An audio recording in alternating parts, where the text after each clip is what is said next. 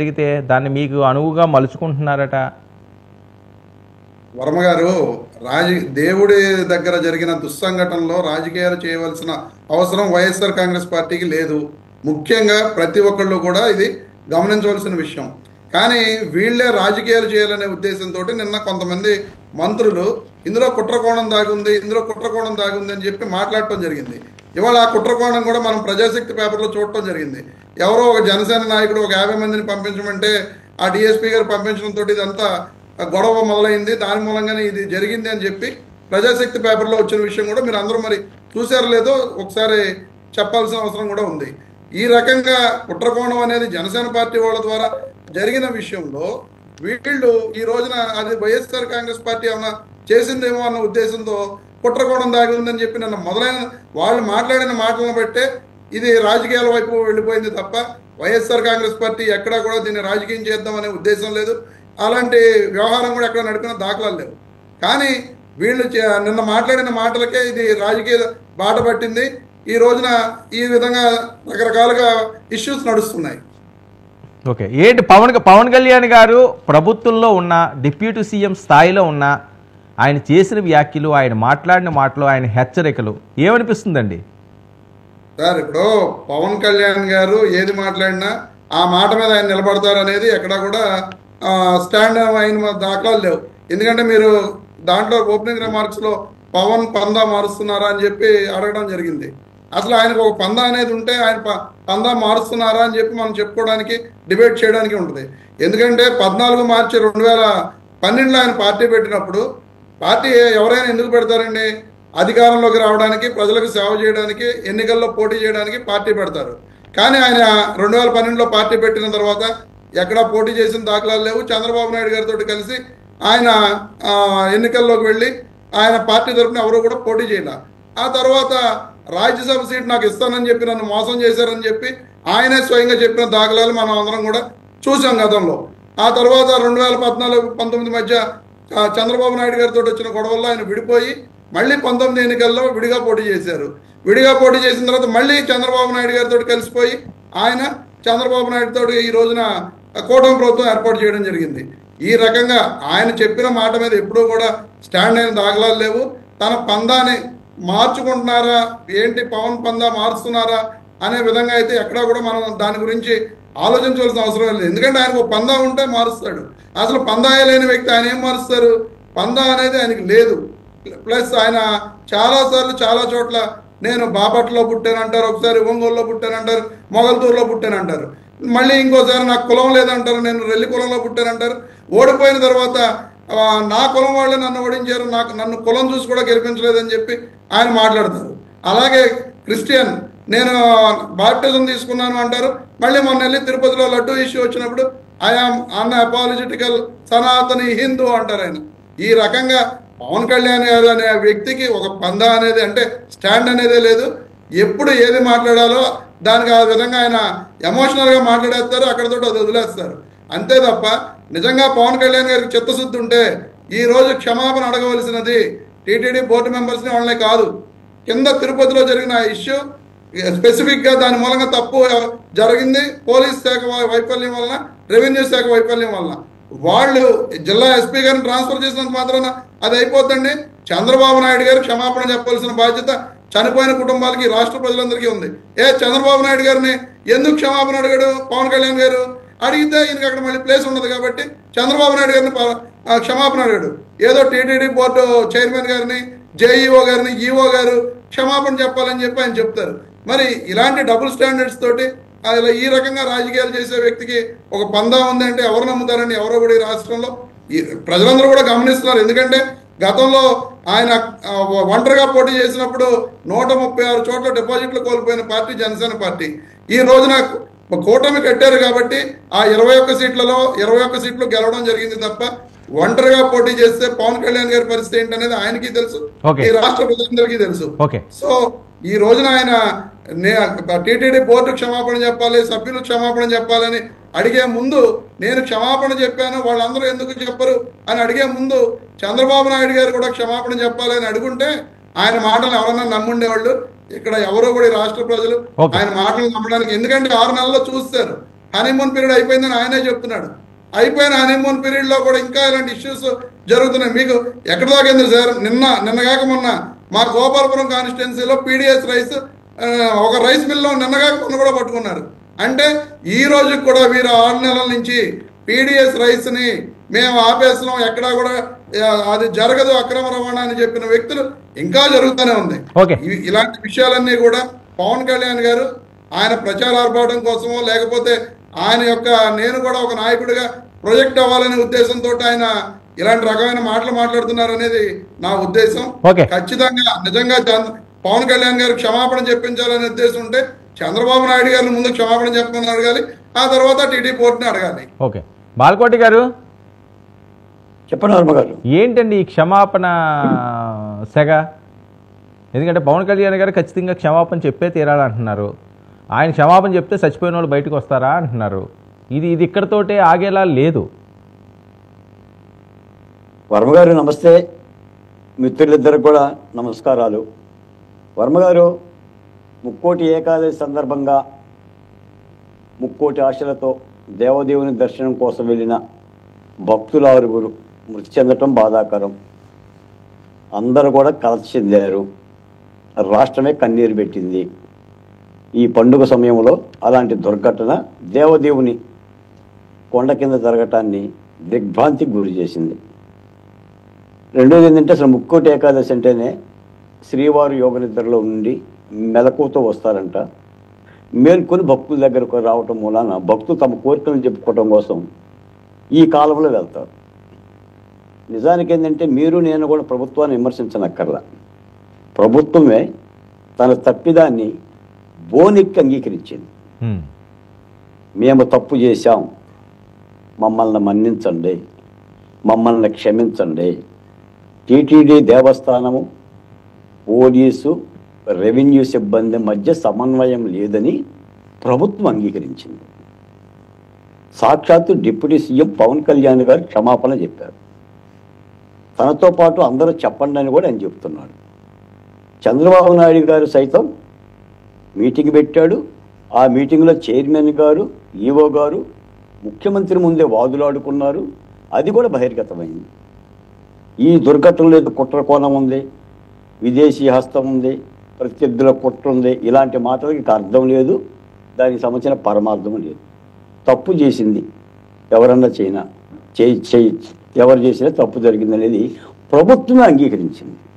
కాబట్టి ఇప్పుడు పవన్ కళ్యాణ్ గారు చైర్మన్ గారిని, ఈఓ గారిని, ఏఈఓ గారిని కూడా మీరు క్షమాపణ చెప్పండి, నేనే చెప్పాను అని అంటున్నారు.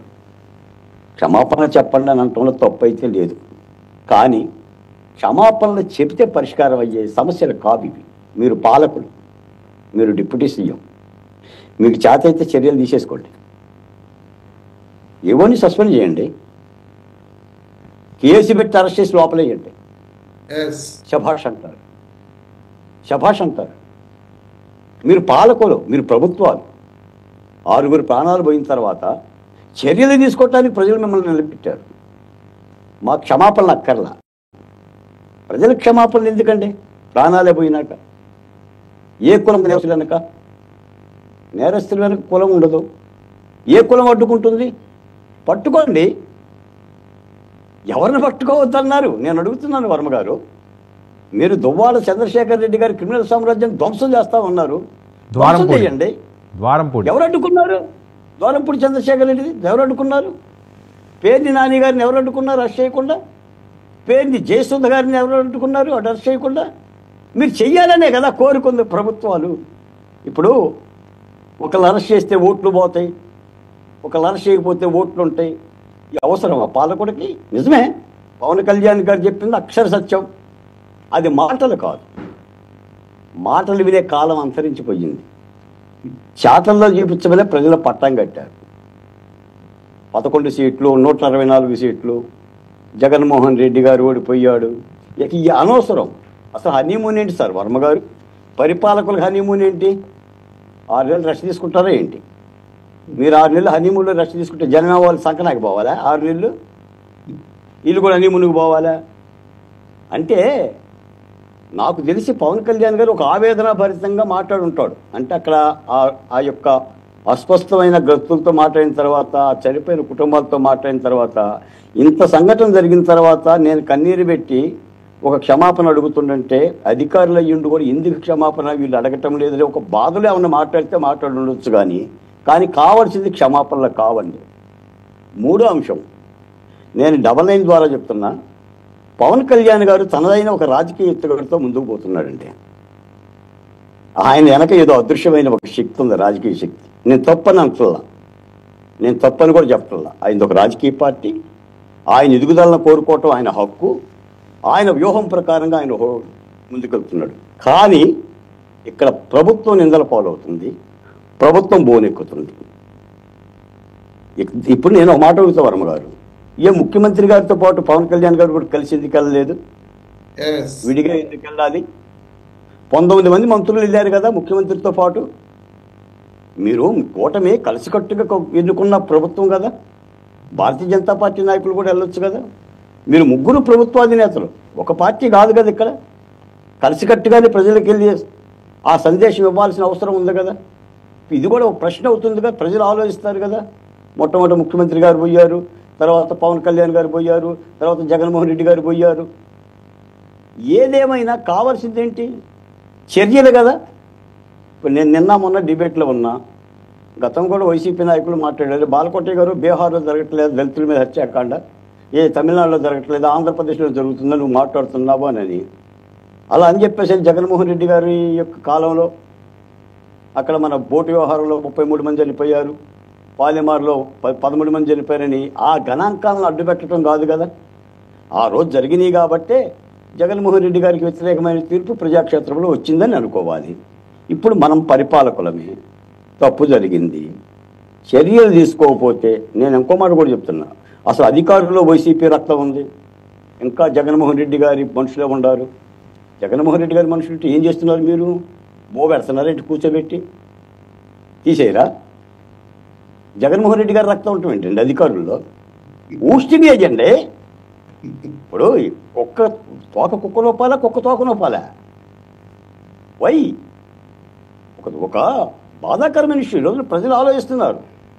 దేవదేవుని సమక్షంలో 6 ప్రాణాలు పోయినా 10 కోట్ల మంది తెలుగు ప్రజలు ఆలోచిస్తున్నారు ప్రపంచవ్యాప్తంగా. ఓకే, ఆ దిశగా చర్యలు తీసుకోవాలి. కావాల్సింది చర్యలు సార్. మాటలు చెప్పడం మూలాన వచ్చే ప్రయోజనాలు ఏం లేవు. ప్రభుత్వాన్ని మేము కోరుకుంటున్నా, ప్రజలు కోరుకుంటున్నా కూడా సత్వర చర్యలు తీసుకొని పరిపాలన ఖచ్చితమైన గాడిలో పెట్టాలి. ఓకే వివేక్, ఎలా చూడాలి? పవన్ కళ్యాణ్ గారు చాలా ఆవేదనతో, చాలా ఆగ్రహంగా, ఇంకా హనీమూన్ పీరియడ్ అయిపోయింది, అధికారులందరూ కూడా పూర్తి స్థాయిలో ప్రజల కోసం సేవ చేయాలి, పని చేయాలి, అది మీ బాధ్యత అని చెప్పడం, నిన్న జరిగిన ఘటనపై క్షమాపణలు కూడా ఆయన కోరుతున్నాడు. క్షమాపణలు చెప్పడం వల్ల కలిసి వచ్చేది ఏంటి అన్నది మరొక వాదన. ముందుగా ప్యానల్ సభ్యులకి, అలాగే 99 వీక్షకులందరికీ నమస్కారాలు. అలాగే భక్తులందరికీ వైకుంఠ ఏకాదశి శుభాకాంక్షలు. అలాగే చనిపోయిన 6 కుటుంబాలకి ప్రగాఢ సంతాపం, సానుభూతి తెలియజేస్తూ వారి ఆత్మలకు శాంతి కలగాలని మనస్ఫూర్తిగా కోరుకుంటున్నాం కూటమి ప్రభుత్వం తరపు నుంచి. ఇకపోతే సబ్జెక్ట్లోకి వస్తే, ప్రతి మనిషికి ఒక ఈగో ఉంటుంది, అంటే అహం ఉంటుంది. నేను అహం బ్రహ్మాస్మి లాగా ప్రతి మనిషికి ఒక ఈగో ఉంటుంది. నేను ఇతరులకు లొంగడం ఏంటి, అది కుటుంబంలో కావచ్చు, బయట కావచ్చు, సమాజం పరంగా కావచ్చు, ఉద్యోగంలో కావచ్చు, ఎనీవేర్ మీరు ఎక్కడైనా తీసుకోండి.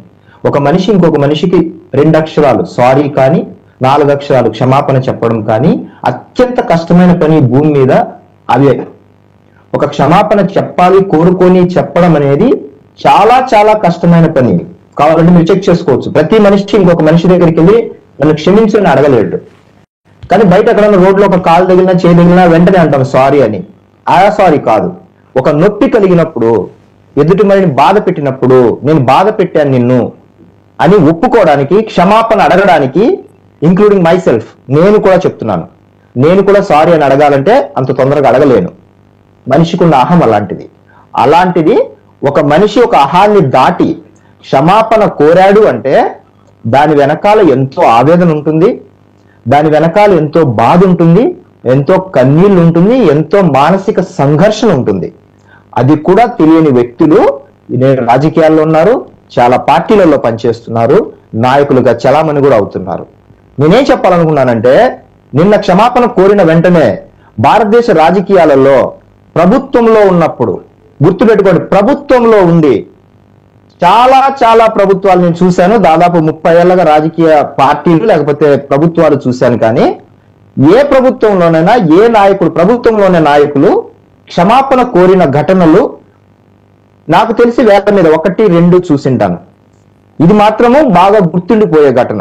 క్షమాపణ కోరడం, ప్రభుత్వంలో ఉండి ఒక తప్పును బాధ్యతగా తీసుకొని ఇది తప్పు జరిగింది, మమ్మల్ని క్షమించండి, ఇక మీద జరగకుండా చూసుకుంటామని చెప్పడానికి గట్స్ కావాలి. దాని వెనకాల ఎంతో ఆవేదన కావాలి. దాని వెనకాల ఎంతో బాధ్యతతో ప్రవర్తించిన వ్యక్తులు ఉంటేనే ఆ మాట అనగలరు.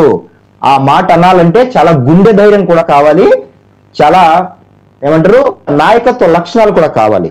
అలాంటి వ్యక్తి జనసేన అధినేతగా, ఉప ముఖ్యమంత్రిగా కళ్యాణ్ గారు నిన్న ఆ యొక్క వెళ్ళి బాధితుల దగ్గర కోరి నిలబడి వాళ్ళ మోకాళ్ళ మీద బాధితులతో మాట్లాడిన సంఘటనని మనము రాజకీయ కోణంలో కాదు చూడాల్సింది. మేము మీ పక్కన నిలబడ్డాము, బాధితుల పక్కన నిలబడ్డాము, మేము మీకు తోడుగా ఉంటాము, జరిగిన పొరపాటును మనస్ఫూర్తిగా మమ్మల్ని క్షమించండి అని బాధితులకు స్వాంతన చేకూర్చడం, భక్తులకి మేము తోడుగా ఉన్నాము అని చెప్పడం. ఆయన దగ్గరుండి ఏం చేయించలేదు సారీ చెప్పడానికి, కానీ ప్రభుత్వంలో ఆయనకు రెండోగా అతిపెద్ద స్థానంలో ఉన్నారు, రెండవ ముఖ్యమైన స్థానంలో ఉన్నారు ఆయన. సో ఆయన ఏం చెప్పారు? ఈ రోజు కూటమి ఇలా ఉండడానికి కారణము మేమంతా కలిసి పనిచేస్తేనే మీరు ఆ సీట్లో ఉన్నారు. టీటీడీ చైర్మన్ కావచ్చు, ఈఓ కావచ్చు, ఏఈఓ కావచ్చు, anybody, you name it, anybody. రాష్ట్రంలో ఈ రోజు నామినేటెడ్ పదవుల్లో కావచ్చు, మిగతా చోట్ల కావచ్చు, ఎమ్మెల్యేలు, మంత్రులు, ఎవరైనా పేర్లు చెప్పండి. ఈ రోజు అలా ఉన్నారు అంటే కేవలం కళ్యాణ్ గారు కూటమి కలపడం వల్ల, కళ్యాణ్ గారు ఈ కూటమిలో ఒక ముఖ్యమైన శక్తిగా పనిచేసి అందరినీ ఇగోలకు పోకుండా, మళ్ళీ చెప్తున్నాను అండర్లైన్ చేసుకోండి, ఇగోలకు పోకోకుండా ఈరోజు కూటమిని కేంద్రంలో రాష్ట్రంలో అలా కలిపి పెట్టి చంద్రబాబు గారి అరెస్టు తర్వాత దుర్మార్గమైన ప్రభుత్వాన్ని దించాలనే కృత నిశ్చయంతో సీట్లకు కాకుండా ప్రభుత్వాన్ని ఏర్పాటు చేయాలనే ఒకే ఒక లక్ష్యంతో కూటమి ప్రభుత్వం ఏర్పాటు చేయాలి, వైఎస్ఆర్సీపీ అనే ప్రభుత్వం పోవాలనే ఒకే ఒక లక్ష్యంతో పనిచేసి ఈ రోజు బాధ్యతతో క్షమాపణ చెప్పగలిగిన దమ్ము, ధైర్యం ఉన్న ఏకైక వ్యక్తి ఆయన మాత్రమే. అయితే క్షమాపణ కోరిన వెంటనే ఏం తెలుస్తుందంటే ప్రజలకు గాని భక్తులకు గాని వీళ్ళు అకారణంగా చేయలేదు, అయినప్పటికీ కూడా క్షమాపణ కోరారు అంటే వాళ్ళలో ఎంతో ఆవేదన ఉంది. అయినప్పటికీ కూడా వాళ్ళు బహిరంగంగానే ఒప్పుకున్నారు. ప్రజలు, రాష్ట్ర ప్రజలు, భక్తుల సాక్షిగా అనేది ఒక మంచి ప్రవర్తనను, ఒక మంచి సాంప్రదాయాన్ని ఈ రోజు మొదటిసారిగా మళ్ళొకసారి రాజకీయాలలో చూడగలిగాం కేవలం పవన్ కళ్యాణ్ గారి వల్ల. ఇందులో రాజకీయ కోణం ఎక్కడుంది? కేవలం ప్రజలకు మేలు చేయాలా, మంచి జరగాల అని మనస్ఫూర్తిగా స్వచ్ఛమైన మనసుతో చెప్పిన మాటలవి. ఎందుకు టీటీడీ చైర్మన్ గారు ఈరోజు ప్రజల ప్రాణాలు వెనక్కి వస్తాయా క్షమాపణ చెప్పడం వల్ల అని అంటున్నారు? ఏమి చెబితే ఏమైంది? 2 అక్షరాలు ఇంగ్లీష్ లో, 4 అక్షరాలు తెలుగులో చెబితే ఏమైంది? ప్రజలకు ఒక బాధ్యతతో మేము పనిచేస్తాము, ఇంకోసారి ఉండదని. అందుకే అన్నాను, ఇగో, మనిషికి ఇగో దాటి ప్రవర్తించినప్పుడే అద్భుతాలు చూస్తారు. ఇగో ఉండొచ్చు కొన్ని చోట్ల, అన్ని చోట్ల ఇగో చూపిస్తే ప్రజాస్వామ్య జీవితంలో మంచి జరగదు, కీడు జరుగుతుంది. అది ఆ స్థాయిలో ఉన్న వ్యక్తి అన్ని లక్షల మంది భక్తులు టీటీడీకి వస్తున్నారు, రోజు లక్షల మంది దైవ దర్శనం చేసుకుంటున్నారు అన్నప్పుడు, పొరపాట్లు జరిగినప్పుడు క్షమాపణ చెప్పడం ద్వారా భక్తులకు మరింత దగ్గర అవుతారు, ప్రేమతో దగ్గర అవుతారు, అభిమానంతో దగ్గర అవుతారు. ఏమొచ్చింది చెప్తే తప్పేముంది అందులో? రెండో అతిపెద్ద స్థాయిలో ఉన్న వ్యక్తి వచ్చి మోకాళ్ళ మీద నిలబడి భక్తులకు క్షమాపణ కోరినప్పుడు, బహిరంగంగా క్షమాపణ కోరినప్పుడు, బాధ్యత తీసుకున్నానని చెప్పినప్పుడు, రెండో స్థానంలో ఉన్న వ్యక్తులు చెప్పినప్పుడు మిగతా వాళ్ళు చెప్పడానికి ఏమైంది ప్రాబ్లము? దాని ద్వారా ప్రజలకు, భక్తులకి ఇంకా దగ్గర అవుతారు. మీరు ఒక తప్పు ఇంకోసారి జరగకోకుండా చూసుకుంటామనే ఒక సత్ప్రవర్తన మనలో కూడా ఒక మానసిక సంఘర్షణ జరిగి మేము మీకు తోడుగా ఉంటామని ఇంకా బాధ్యతగా పనిచేయడానికి ఒక అవకాశం దొరికినట్టు. అది దాని ద్వారా ఏమి మీకు కిరీటాలు ఏమి పడిపోవు, లేకపోతే మీ పదవి ఏమి పోదు, మీ పదవికి ఇంకా వన్నే వస్తుంది. ఈ మాత్రం కూడా తెలియకోకుండా ఉప ముఖ్యమంత్రి స్థానంలో ఆయన కళ్యాణ్ గారు సారీ చెప్తారా, క్షమాపణ కోరుతారా? దానికి ఎన్నో గట్స్ ఉండాలి. మళ్ళీ చెప్తున్నా, దానికి ఎన్నో గట్స్ ఉండాలి. ఆ గట్స్ ఉన్న నాయకుడు కళ్యాణ్ గారిని చెప్పగలము. రెండో విషయం ఒక్క నిమిషం ఇస్తాను. ఒకసారి పవన్ కళ్యాణ్ గారు ఏం మాట్లాడారు పే చేయండి అమ్మా. తప్పులు చేసి కులాల వెనక దాక్కుంటే బయటికి తీసుకొస్తాం, గుర్తుపెట్టుకో. కులాల వెనక దాక్కోకండి. వాళ్ళు క్రిమినల్స్ కి కులం లేదు, ప్రజాప్రతినిధులకి కులం లేదు. We're very clear about it. చాలా స్పష్టంగా ఉన్నాం దాని మీద. ఈయన కొడితే మాకు ఓట్లు పోతాయి. ఇప్పుడు నేను అధికారులందరికీ చెప్తా ఉన్నా, సార్ ఈయన అరెస్ట్ చేస్తే ఓట్లు పోతాయి, హిందువులకు ఓట్లు పోతాయి. ఎవరు వెనకేసుకొస్తారు వీళ్ళని? నేనైతే వెనకేసుకురాను, మా కూటమిలో ఉన్న నాయకులు ఎవరు వెనకేసుకురారు. ఒకళ్ళు వెనకేసుకొస్తే సరిదిద్దుతాం. అంతేకాని నిస్సహాయంగా పవన్ కళ్యాణ్ బిడ్డలు బాగానే ఉంటారు, వాళ్ళు నాన్న రక్షించుకోగలరు. ఒక సగటు మనిషి, సగటు క్లర్క్, సగటు క్లాస్ 4 ఎంప్లాయ్, వాళ్ళని కదా సంరక్షించాల్సింది మనం. మీ ఓట్లు అడిగాను నేను. తిరుమలకు డైరెక్ట్ నాకు సంబంధం లేకపోవచ్చు, కానీ నేను దాంట్లో భాగస్వామ్యం ప్రభుత్వంలో. మీరు నారా చంద్రబాబు గారు గెలవకపోయినా, నేను గెలవకపోయినా, 164 మంది ఎమ్మెల్యేలు గెలవకపోయినా టీటీడీ బోర్డు ఎక్కడి నుంచి వస్తుంది? చైర్మన్ ఎలా నియమితం అవుతాడు? ఆయన ఈఓ ఎలా నియమితం అవుతారు? ఈఓ ఎలా నియమితులు అవుతారు? మేము గెలిస్తేనే మీరు, అది ఎక్కడి నుంచి వచ్చింది మా గెలుపు? మీరిస్తే.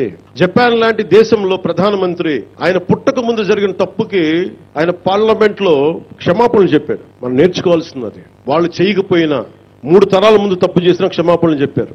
నేను ఈ రోజున అడుగుతుంది, టీటీడీ బోర్డు పాలక మండలి చైర్మన్ గారు కానీ, సభ్యులు కానీ, ఈఓ కానీ, ఏఈఓ కానీ, మీరు ప్రెస్ మీట్ పెట్టి క్షమాపణలు చెప్పండి. ఏఈఓ వెంకయ్య చౌదరి గారు కానీ, ఈఓ శ్యామలరావు గారు కానీ, చైర్మన్ బిఆర్ నాయుడు గారు కానీ, టీటీడీ బోర్డు సభ్యులు, పాలక మండలి సభ్యులందరూ కానీ, మీరందరూ వచ్చి ఒక్కొక్క వ్యక్తి గురించి కథ వింటప్పుడు మీకు బాధ అర్థమవుతుంది. క్షమాపణలు చెప్పండి. మీరు క్షమాపణలు చెప్పి తీరాలి. ఇది బాలకోటి గారు. ఒక్క నిమిషం ఇస్తాను వివేక్. బాలకోటి గారు, ఇందులో ఏమైనా తప్పు ఉందా? వర్మ గారు, నేను మీ ద్వారా అడుగుతున్న రాష్ట్ర ప్రజల్ని, మిమ్మల్ని కూడా అడుగుతున్నా. పవన్ కళ్యాణ్ గారు 2 మాటలు చెప్పారు. 2 ఆయనే చెప్పాడు. ఒకటి క్షమాపణ, 2 తొక్కి నారదీస్తా. అంటే తప్పు జరిగినప్పుడు క్షమాపణలు చెప్పాలి, తప్పు చేసిన వాళ్ళని తొక్కి నారదీయాలి. ఐ వాంట్ తొక్కి నారదీస్తా, నా క్షమాపణలు అక్కర్లా. తొక్కి నారదీయటమే చర్యలు. ఓకే వివేక్, తొక్కి నారదీయడమే చర్యలు. రెండో ఆప్షన్ ఎన్నుకోవాలి. ఓకే ఓకే, ఒక్క నిమిషం. ఈ రోజున ఒక మాట, సారీ అంటే 2 పదాలు, క్షమాపణలు అంటే 4 పదాలు కాదు. చర్యలు అంటే 3 పదాలు, 3 అక్షరాలు. కాబట్టి చర్యలు తీసుకుంటే రాష్ట్ర ప్రజలు సంతోషిస్తారు. ప్రభుత్వం చేయాల్సిన బాధ్యత అది. ప్రభుత్వం, Pawan Kalyan is not a political leader, is a deputy CM in the Andhra Pradesh. ఆయన ప్రభుత్వ అధినేత. ఆయన కానీ, ముఖ్యమంత్రి కానీ చర్యలు తీసుకుంటే ఇలాంటి యొక్క అరిష్టాలు, అనర్థగాలు, ప్రాణాంతకాలు జరగవనేది నా భావన. ఓకే వివేక్. ఇప్పుడు తొక్కి నారతీయడం అన్న సందర్భం ఏం చెప్పారంటే, పిఠాపురంలో అల్లర్లు ఎక్కువ జరుగుతున్నాయి, దొంగతనాలు ఎక్కువ జరుగుతున్నాయి, ఆడపిల్లల మీద టీజింగ్ ఎక్కువ జరుగుతోంది, దాన్ని పోలీసులు నివారించాలనే విషయంలో అందులో కాంప్రమైజ్ కాను, దాంట్లో తొక్కి నారతీస్తాననే విషయంని దాన్ని ఆ సందర్భంలో చెప్పడం జరిగింది. ఈ టీటీడీకి సంబంధించిన దానికి సంబంధించిన విషయం కాదు. సో రెండింటిని కలపొద్దండి. సో కట్ పేస్ట్లు చేయొద్దండి. ఆ ఘటన వేరు, దీనికి స్పందించడం వేరు. ఇది ఏంటంటే బాధ్యతతో కూడిన అంశం కాబట్టి, ప్రాణాలు పోయిన ఘటన కాబట్టి, తొక్కిసలాట ఘటన కాబట్టి దీన్ని ఈ కోణంలో చూసుకోవాలి. ఇది పోలీసుల బాధ్యత. టీటీడీ పాలక మండలి లేకపోతే తీసుకున్న నిర్ణయాల పట్ల అడ్మినిస్ట్రేషన్ వైడ్ జరుగుతున్న తప్పు గురించి క్షమాపణ కోరారు. అది వేరే కోణం. గంజాయి కేసులు, అల్లర్లు, టీజింగ్లు, దొంగతనాలు, చైన్ స్నాచింగ్, ఇవన్నీ వేరే సెక్షన్. దానికి తొక్కి నారతీస్తామనే ఘటన. సో 2 క్లబ్ చేయొద్దండి. రెండో పాయింట్ ఏంటంటే, ఇప్పుడు వైసీపీ ఇందాక ఆయన సార్ ఏమేమి మాట్లాడినారో 2-3 మాటల్లో చెప్తాను. ఇప్పుడు ప్రజాశక్తి పేపర్లో 50 మంది జనసేన వాళ్ళు చెప్పారు, రాశారని. ప్రజాశక్తి పేపరా లేకపోతే మీ విలువలు విశ్వసనీయ మీడియా కాదు. నిజాలు వచ్చే వరకు వెయిట్ చేయండి. మీకు విషయం చెప్పనా?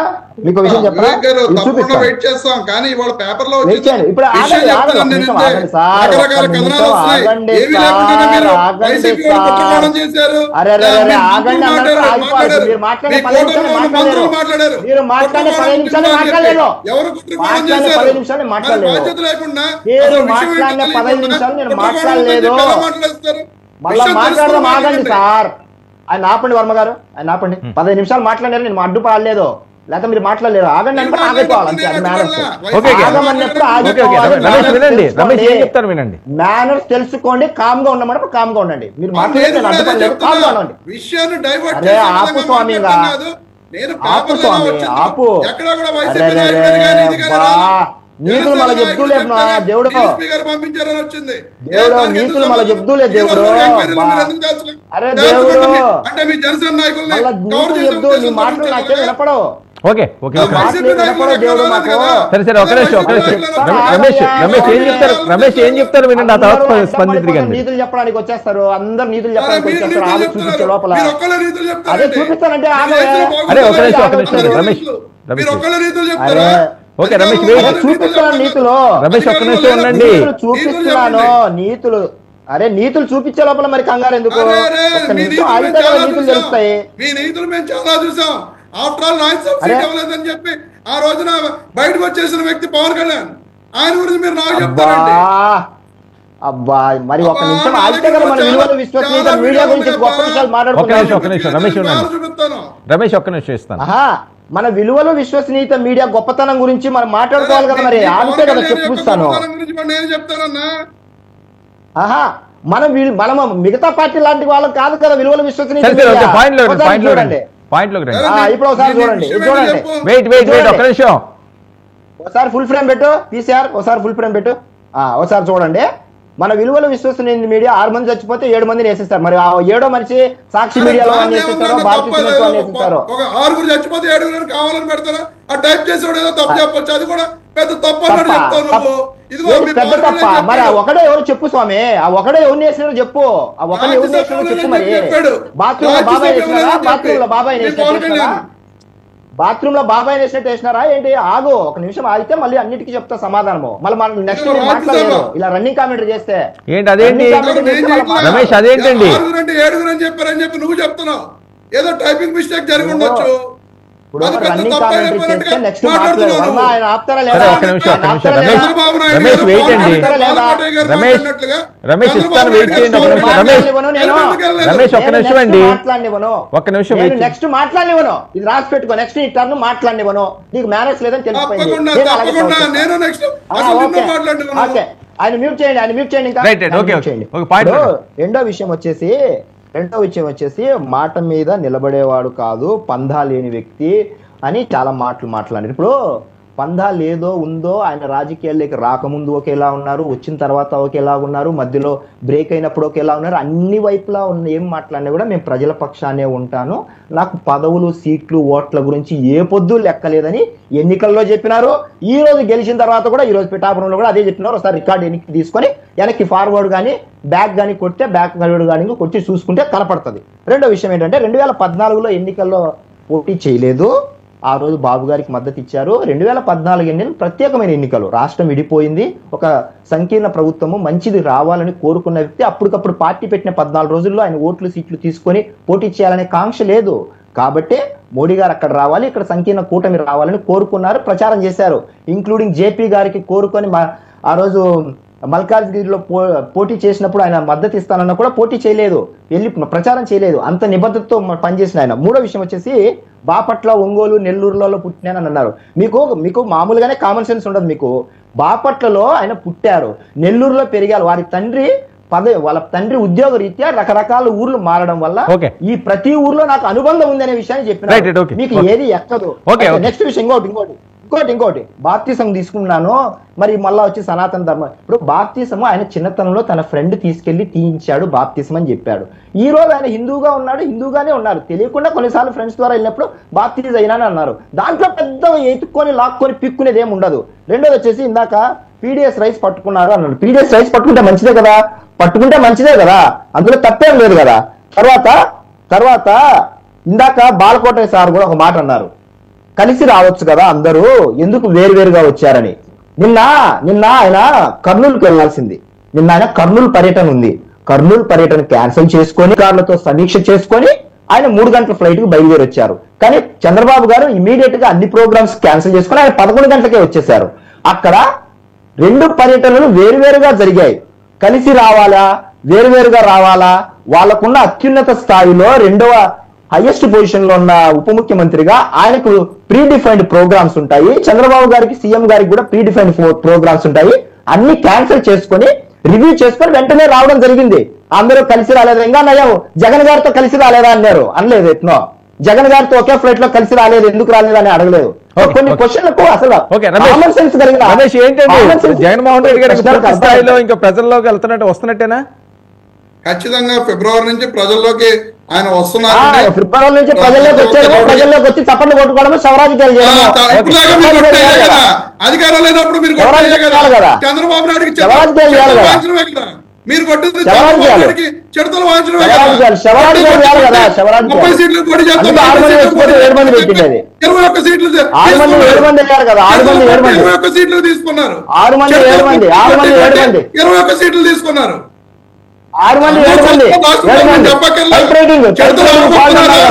బాగా ఊదారు చంద్రబాబు నాయుడు. వారసత్వ రాజకీయాలు చేయమని చెప్తా అది మీ రాజకీయం, అది మేము వారసత్వ రాజకీయాలు చేసినాము. అందుకే 11 వచ్చింది. అది పవన్ కళ్యాణ్ రాజకీయం మేము చేసాము.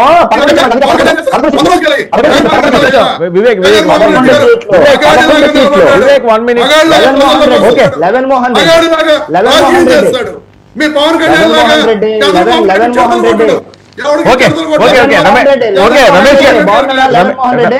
ఏమండి రమేష్, చంద్రబాబు నాయుడు చెడుతలు కొడుతున్నాడు పవన్ కళ్యాణ్. వివేక్ ఒక్క నిమిషం అండి. వివేక్ ఒక్క నిమిషం. పవన్ కళ్యాణ్ చెడుతలు కొడుతున్నాడు చంద్రబాబు నాయుడు. ఓకే ఒక్క నిమిషం. బాల్కోటి గారు, బాల్కోటి గారు, ఈ డిబేట్ లో ఉన్న వాళ్ళకు కూడా తెలియదు, పవన్ కళ్యాణ్ గారు స్పష్టమైన రాజకీయ వ్యూహంతో ముందుకెళ్తున్నారు. ఆయన రాష్ట్రంలో ఉన్న సమస్యల్ని తెర మీదకు తెస్తున్నాడు, వాటిని ప్రభుత్వ దృష్టికి తీసుకెళ్తున్నాడు, చర్యలు తీసుకోలేకపోతున్నామని కూడా వాపోతున్నాడు. ఒక కొంగొత్తగా ఒక వ్యూహంతో వెళ్తున్నాడు. సార్ రాజకీయ పార్టీగా అలా వెళ్ళొద్దని నేను అన్నాను, కానీ నేను అనేది ఏంటంటే ఆయన కూడా ప్రభుత్వంలో భాగం. ఇక్కడ కూటమి కాదు మాకు కావాల్సింది, ప్రభుత్వం. ఒక ప్రభుత్వం ఏర్పడ్డాక జనసేన, తెలుగుదేశమా, భారతీయ జనతా పార్టీనా కాదు, పరిపాలకులు వీళ్ళంతా కూడా సమన్వయంతో పనిచేసుకుంటే సంకేతాలు మంచిగా వెళ్తాయి. కాబట్టి పవన్ కళ్యాణ్ గారు ఆది నుంచి ఆయనే చెప్పాడు, నేనే అధికార పక్షం, నేనే ప్రతిపక్షం అని చెప్పిన ఒక మాట ఆయన డిప్యూటీ సీఎంగా బాధ్యతలు స్వీకరించిన తర్వాత అన్నమాటే ఈ రెండు పాత్రలు ద్విపాత్రాభినయం చేస్తున్నట్టుగా నాకు అనిపిస్తుంది. ఇప్పుడు మీరు క్షమాపణ చెప్పారు సార్, పలానోళ్ళు క్షమాపణ చెప్పాలని బాధ్యతాయుతంగా మీరున్నారు. క్షమాపణ చెప్పినట్టే పని కట్టుకొని ప్రెస్ మీట్ పెట్టి చెప్పనక్కర్లా, వాళ్ళందరూ కుమిలి పోతున్నారు, పశ్చాత్తాపడుతున్నారు. ఇప్పుడు చైర్మన్ గారు కూడా తప్పు జరగలేదని అంటల్లా, యువ గారు కూడా అంటల్లా, సాక్షాత్ ముఖ్యమంత్రి అంటల్లా. ఈ రోజు ఏంటంటే పని కట్టుకొని పేరున కొన్ని పేర్లు ఉదహరించి మీరు చెప్పాలని మాట్లాడటం అని అంటే ఏదో రాజకీయ ఒక ఎజెండాగా పోతున్నారంటే నాకు అనిపిస్తుంది. సరే ఈ రోజు బయటపడకపోయినా కూడా ఇంకా 4 రోజుల కన్నా బయట రాజకీయ పార్టీ విధానంలో తప్పని కూడా నేను అన్నా.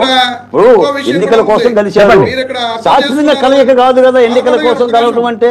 రేపు పొద్దున ఆలోచన కూడా ఆ పార్టీ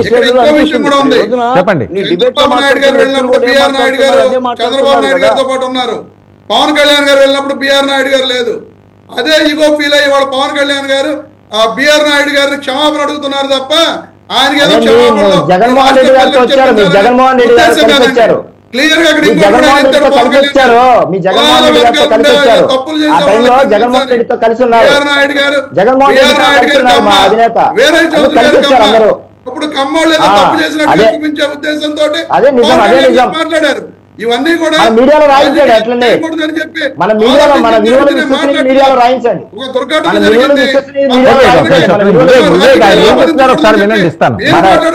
మరి మేము మాట్లాడినప్పుడు సరిపోలేదా?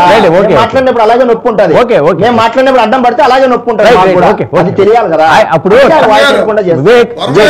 సమాధానం చెప్పాల్సింది ఫస్ట్ టర్మ్ లో మాట్లాడినప్పుడు 15 నిమిషాలు కామ్గా ఉన్నాను, 15 నిమిషాలు కామ్గా ఉన్నాను. ఫస్ట్ టర్మ్ లో గెలికితే మాకు మీకు గెలికేది వచ్చు, మాకు గెలికితే గెలకడం ఎలా గెలికి చూపిస్తాడా, గెలికితే ఎలా ఉంటుందో తెలియాలి కదా.